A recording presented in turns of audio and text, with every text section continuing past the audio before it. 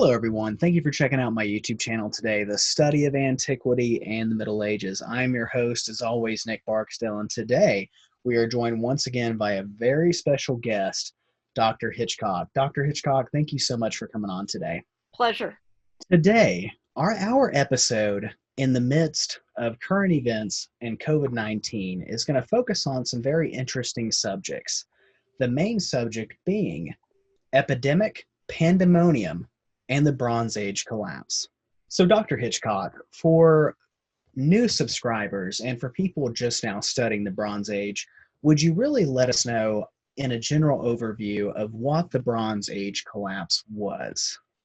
That's a good question. We don't really know for sure what the Bronze Age collapse was, but we know the outcome was the destruction of many sites, especially in the Mycenaean Greek mainland, and then people fleeing from their coastal villages to the hills in Crete, the destruction of several administrative centers on Cyprus, while several other sites continued on as normal. The destruction of major trading sites such as Ugarit, the Trojan War, which was kind of a minor sort of event as part of this collapse, but really a major event in terms of literary memory, the collapse of the Hittite Empire, and then an attack on Egypt recorded as an attack by these mysterious groups called the Sea Peoples, which was not really successful. Egypt was able to drive them back, imprison some of them. Some of them were co-opted as mercenaries into the Egyptian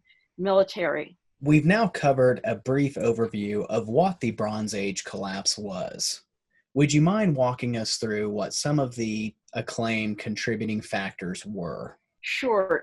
There have been a lot of different ideas put forth.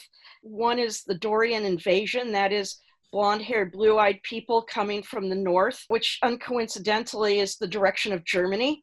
So this was a sort of model promoted by, let's just say, politically motivated by nationalist Germans. The Sea Peoples, which are, again, these marauders that I've argued in the past were pirates that picked up followers as they moved through the Mediterranean. Earthquake is another one. Famine.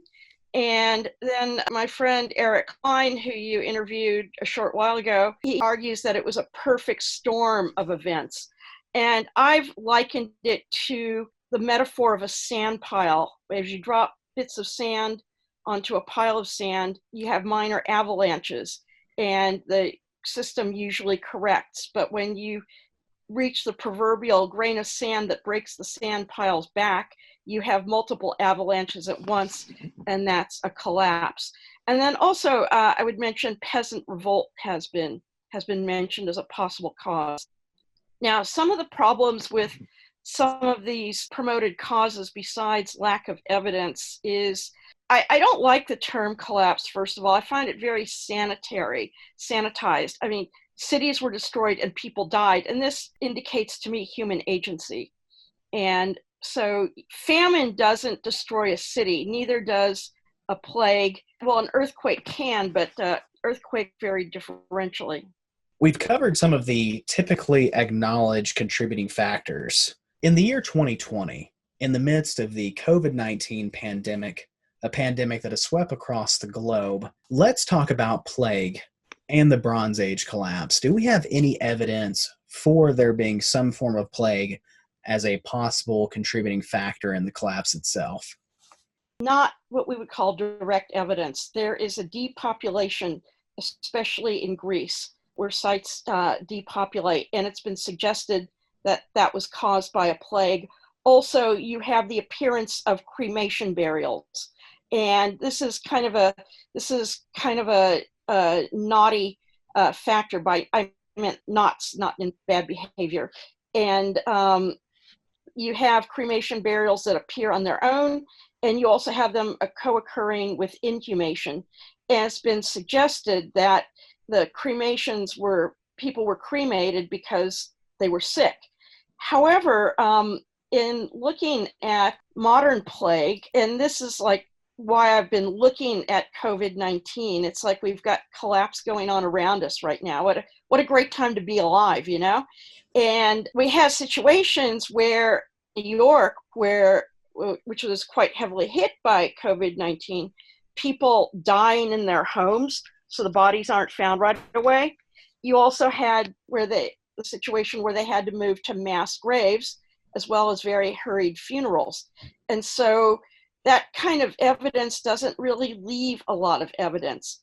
We do have scattered evidence from prior to the collapse, for example, in Bronze Age Europe, where there have been skeletal studies done, and there are indications that individual people died of plague, but we don't have this sort of evidence for a huge plague happening.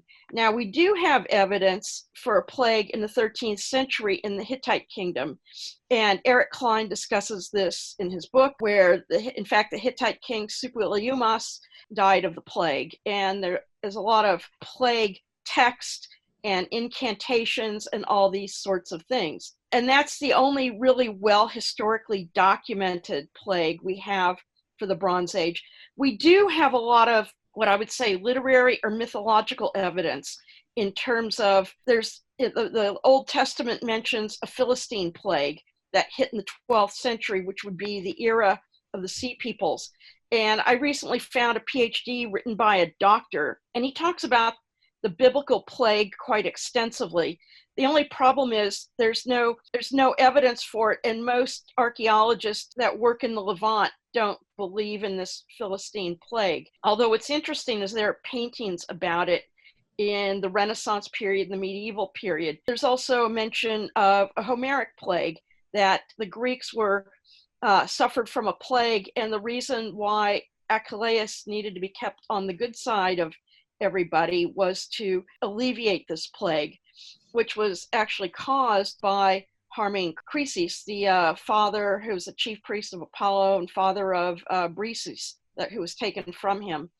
And there are issues with this too, in that it's not sure how to translate the Greek word, or even if it is the correct Greek word, or there's another Greek word.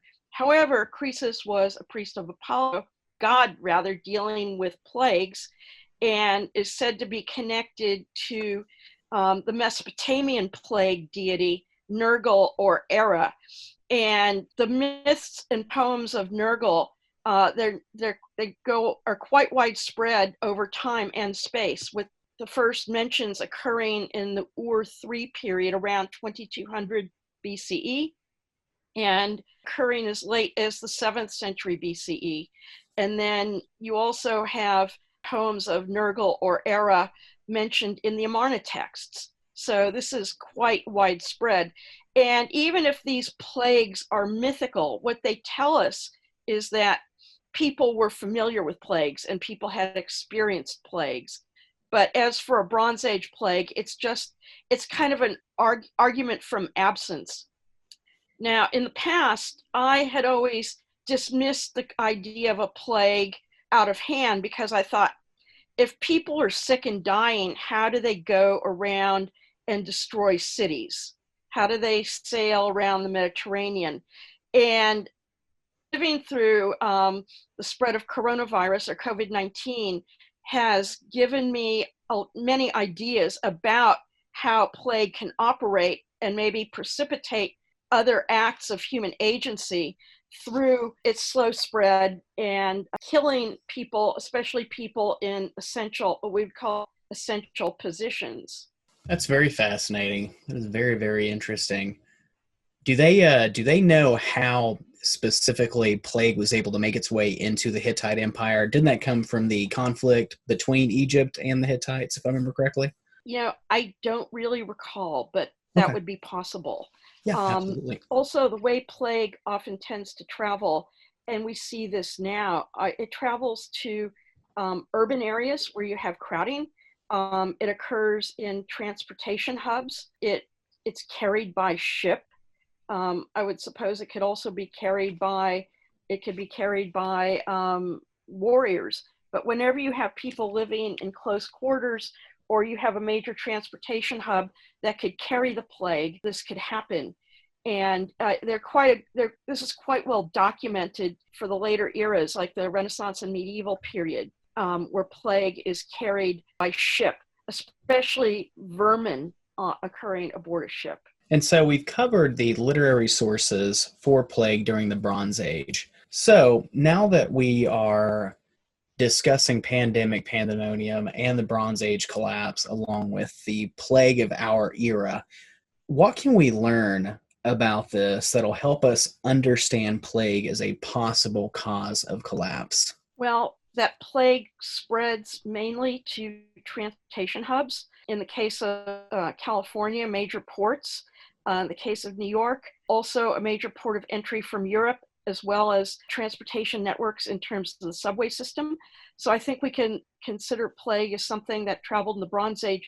Again, it was a very networked and globalized era with intensive trade that was influenced by a lot of maritime movements. Again, intensive trade, also caravan routes, moving down river. And wherever you have a transportation network, you have a possible source, and a trading hub, you have a possible source of where plague could quickly spread to and weaken the population. That's one thing. Another thing that we're seeing, for example, in the US right now, a lot of areas that have been hit in the sort of more rural parts of America have been packing meat producing plants, where you do bring in a lot of people who are working in close quarters together. And this, again, creates the atmosphere where germs can spread. Also, agricultural workers. I listened to a podcast a few weeks ago on epidemic and talking about how where you have agricultural workers who are usually housed in very close quarters, and also not a lot of good sanitation in where they're working in terms of harvesting. And it's been hypothesized that plague could spread through the agricultural workforce, affecting up to 30 or 40% of them in a number of weeks. So this is something we could also imagine happening in the Bronze Age or at the end of the Bronze Age. Again, especially if you have agricultural workers that are working near a major transportation hub, for example, Pylos or Mycenae or Tiryns, and this would bring the plague in, and then it would allow it to spread. So even though these workers might be on the lower end of the socioeconomic scale, what we learn is that like a chain, we're only as strong as our weakest link. And it's the weakest link that has the potential to spread these kinds of things. And we know from discussions of like the bubonic plague and the Black Plague in Europe that people often just even died in their fields, which would leave no archaeological traces if somebody just collapses while they're at work, as well as mass graves. I think if we were going to try to look for evidence of plague at the end of the Bronze Age, what we should be looking for is mass graves. But then the issue becomes, where would you find mass graves? And also, if somebody had a plague or came down with illness aboard a ship, you just toss them overboard? We know isolation, again, was practiced from an early time just because of Old Testament mentions of like leper colonies, people that would be separated out because they had something nobody else wanted. Also, even menstruating women, I'm not associating menstruation with the plague, but there's this whole sort of folklore around it that, when this is going on, you separate. And so this idea of separating people is a very old one. One other thing I'll quickly mention too, where you have societies that are dependent on irrigation agriculture, for example, Mesopotamia as well as ancient Egypt. Once you start having people dying, you no longer have anyone left to maintain the irrigation systems. So this could be another contributing factor. That's very interesting. I actually, because you brought up Mesopotamia specifically, kind of popped a question into my head. Do we have, in the time of the Sumerian empires, especially in the times of when it was at its full height of power, so on and so forth, do we have any evidence for plague during that time deep within Mesopotamia? Not specific evidence that I know of, but this is a question I just started looking at in the last month. So I'm still collecting research.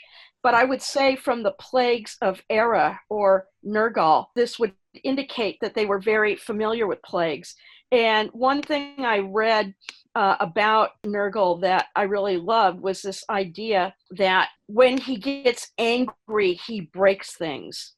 And so he was equated with illness, death, destruction, and purposeless. Whereas when you go to war against another city state, your purpose is to win the war, to get slaves or wealth or land, conquest, etc. But Nergal is regarded as the god who kills without purpose. I would just also add that some of the things we learned from watching COVID-19 that can help us sort of model or visualize this. And I want to bring up, a lot of times when you have collapse mentioned, or plague mentioned rather, we get, it's like the sea people being called pirates, but not really explaining what that means. We're told that plague can kill, wreak havoc, it occurs, spreads, travels, strikes, visits, ruins, surges, but we don't really have a lot of detail. So like looking at actually does happen in regions affected by plague, we can get more of an idea. We could also imagine, I mentioned already that plague probably traveled by ship and possibly along caravan routes and even through battles. You would have had maybe perhaps more wealth inequality, but also perhaps less if people did join these other systems, such as groups of sea peoples or pirates. They would have been acquiring wealth that had previously belonged to the elites. And I think it's also important to mention, and this is something Sten LaBianca has talked about, what he calls polycentrism. This is the people who live on the margins in more isolated areas that aren't affected so much and seem to go on as usual.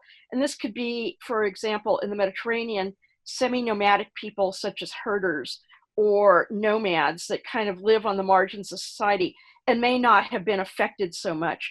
And we can see this too in rural America. For example, Appalachia being more isolated and more rural has not yet been affected as strongly, again, as these urban areas.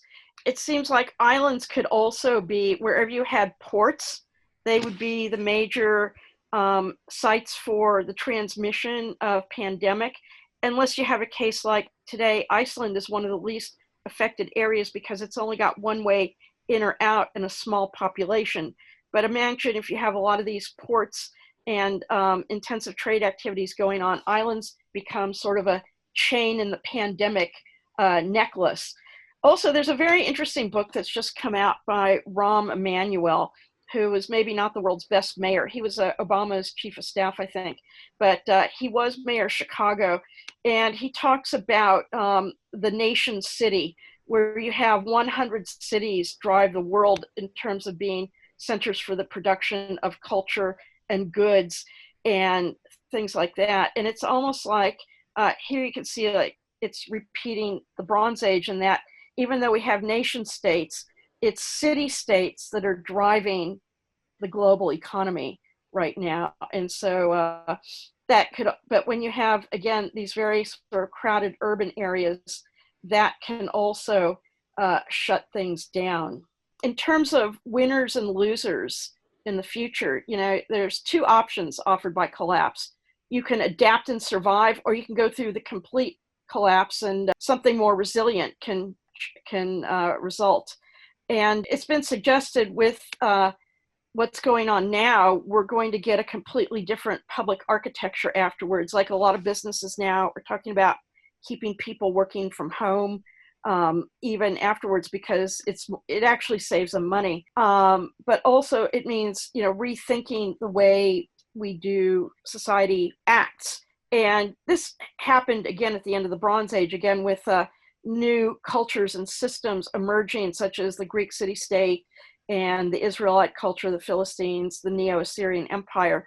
So things became smaller and, let's say, a bit more nimble. And downturns like this do allow for restructuring.